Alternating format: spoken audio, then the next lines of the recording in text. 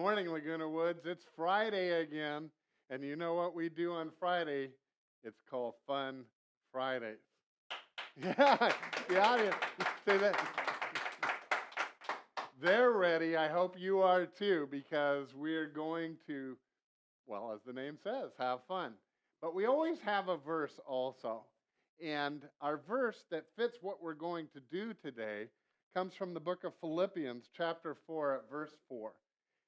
And I wanted to take this opportunity to say, we give you a verse every day and we put it at the bottom of the screen or on the screen. And I encourage you, though, take that verse, you have it, and find a Bible and look it up. Because every verse is in a paragraph. It has surrounding things around it. And you'll get so much more insight into that verse if you look it up in your Bible. So that's what on this one, that's what I'm doing. It says, rejoice in the Lord always. I'll say it again. Rejoice. Philippians 4, verse 4. And that's what we want to do. That was really the principle behind the idea of having Fun Fridays. Now, if you were with us last week, you know that we have one of the pastors at Saddleback Church Laguna was one who is very rarely serious. And it's Dick Whitton. Yeah.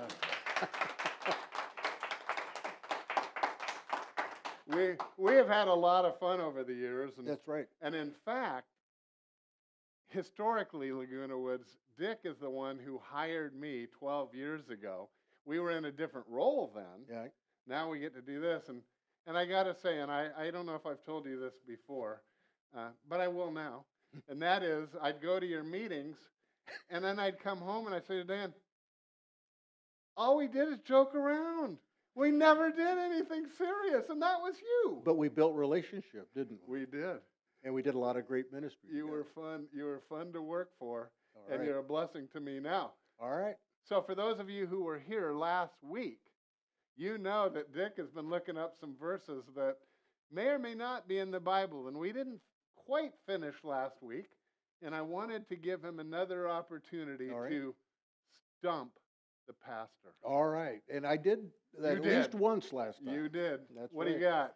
Well, what do you got, buddy? I've got one today that most people will recognize, and that is there's a saying that says, the lion shall lay down with the lamb.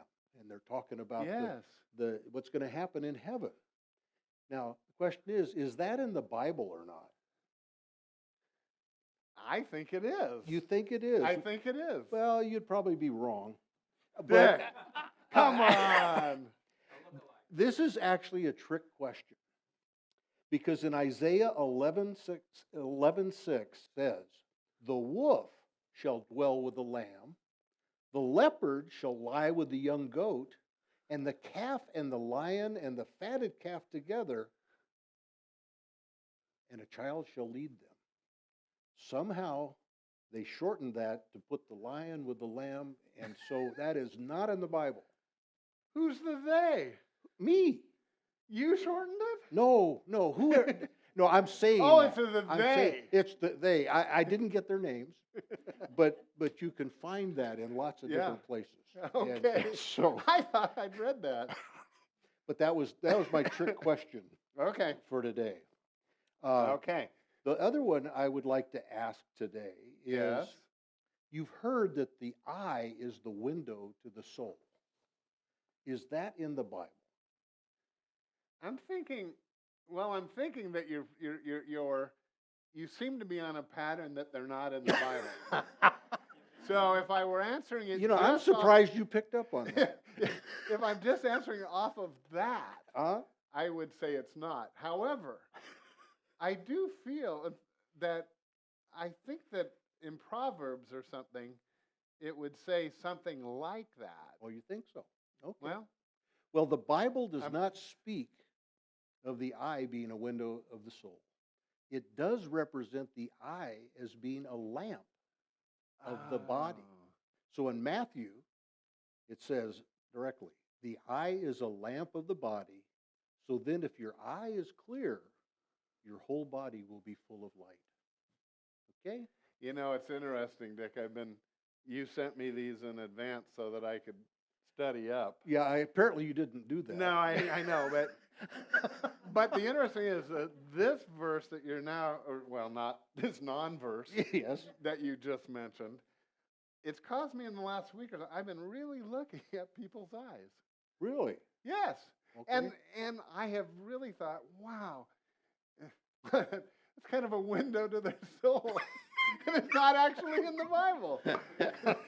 Well, But you did get me looking that really doesn't at mean that people's it eyes. might not be. It's just that's not one of the things Oh. that's covered in the Bible. Okay. Well, I just think that the eyes do say a lot about the person. That is So. true.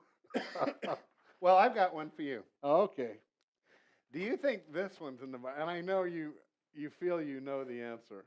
I already know. I don't even know the question. Do unto others as you would have them do to you. I think that exactly those words may not be there, but I think the idea is in the Bible.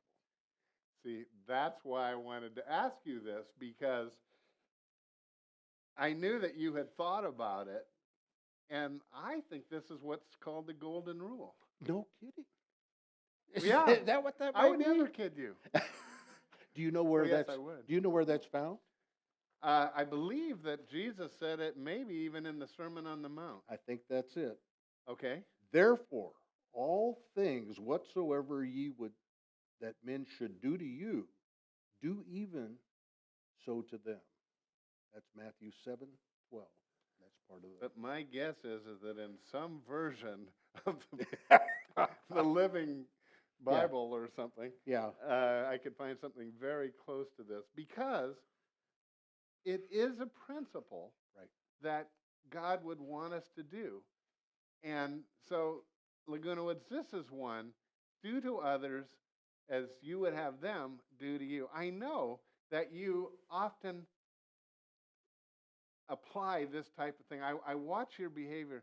We're such a community that really reaches out and helps one another. And I just wanted to take a moment and thank everyone for doing that. So, Dick, that was good that you Well, got a point on that. I would add one thing to that. It's very much like the second half of the Great Commandment. Okay. The Great Commandment, of course, is love God with all your heart, mind, and soul. And the second part of that is love thy neighbor as thyself. Yes. And that's very much like We had a show back a couple weeks ago on that very verse. Okay. So actually, it's the first Friday of the show before we instituted Fun Fridays, but it was serious and it was really good. If you guys want to go back, you can actually go back on our YouTube channel and find inspiration for today, and then you can watch any episode that you would enjoy. And that is one good one where we talked about loving our neighbor. Right. And that was a good one. So, well, let me give you one more. All right. And I know you. Okay, this isn't exactly a verse, but Oh, you're it's- making do you up your find own this out? verses. Well, it's because I know you do. You've done a lot of weddings. Can you find wedding vows in the Bible, or any example of one, You know, or is that just something we made up? well, it's what we have drawn from the Bible that applies to a marriage that we want to convey to a couple that's getting married. But there are no vows. You can't go to a certain verse that is a vow. Yeah. But Okay. but it does speak to what's the responsibility of a husband to a wife and the responsibility of a wife to a husband, and the fact that you're making a commitment before God to not dissolve this marriage. Yeah. So it's taken from the Bible. It's taken Yeah, from, yeah. but there is no All right. Well, vow. that's good. I accept that. Okay. Now let me ask you one more verse. All Okay. right. All right. Rejoice in the Lord always. Again, I say rejoice. That's a Is verse that in in the Bible. Bible? Yeah, absolutely. So you were paying attention. That's our verse for today. all Way to right. go, Dick. And Where is that found? And I hadn't Philippians remembered 4:4. He doesn't have time to answer. Laguna Woods, thanks for tuning in. We'll see you on Monday, Music Monday. All See right. you then.